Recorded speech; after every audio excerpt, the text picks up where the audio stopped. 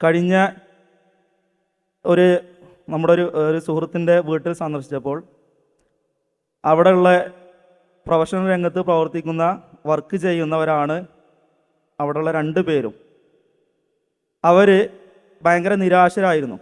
തിരിച്ചു പോന്നപ്പോൾ കൂടെയുള്ള ആൾ പറയാണ്, ആ വീട്ടിൽ കുറേ വർഷങ്ങളായി സന്ദർശിക്കുന്ന ആളാണ് ഞാൻ.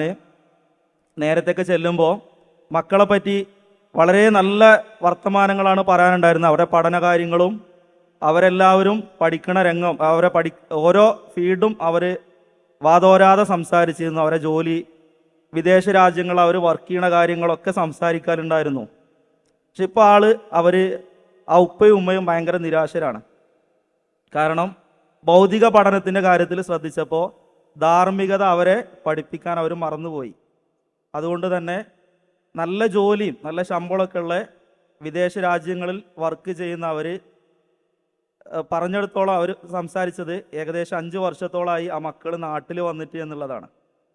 അവർ നിരാശരാണ്. ഇനി അവർ നാട്ടിലെത്തുമോ എന്നുള്ള കാര്യത്തിൽ അവർക്ക് സംശയമാണ്. ആ രീതിയിലുള്ള സംസാരമാണ് എപ്പോഴും അവരെ സംസാരത്തിൽ വരിക എന്നൊക്കെ പറയുമ്പോൾ അതിൽ നമ്മളൊക്കെ മനസ്സിലാക്കേണ്ടത്, തിരക്ക് പിടിച്ച ജീവിതത്തിനിടക്ക് നമ്മുടെ കുടുംബം, നമ്മുടെ മക്കൾ, ഇവർക്കൊക്കെ നമ്മൾ ധാർമ്മികത, മതപരമായ ചുറ്റുപാടിലാണോ അവരെയൊക്കെ വളർത്തുക എന്നുള്ളത് നമ്മുടെ നല്ല തിരക്കുള്ള ആളുകൾ ആ സമയങ്ങളൊക്കെ എത്രത്തോളം ഉപയോഗപ്പെടുത്തുന്നുണ്ട് എന്നൊക്കെ ബോധ്യപ്പെടുത്താനും ഇടയ്ക്കിടയ്ക്ക് ഇതുപോലുള്ള പ്രോഗ്രാമുകൾ, ആ രംഗത്ത് പ്രൊഫഷണൽ രംഗത്ത് പ്രവർത്തിക്കുന്ന ആളുകളെ നമ്മൾ വിളിച്ച് അവർക്ക് വേണ്ട നിർദ്ദേശങ്ങൾ നൽകുക എന്നതാണ് ഇത്തരം പ്രോഗ്രാമിൻ്റെയൊക്കെ ലക്ഷ്യം.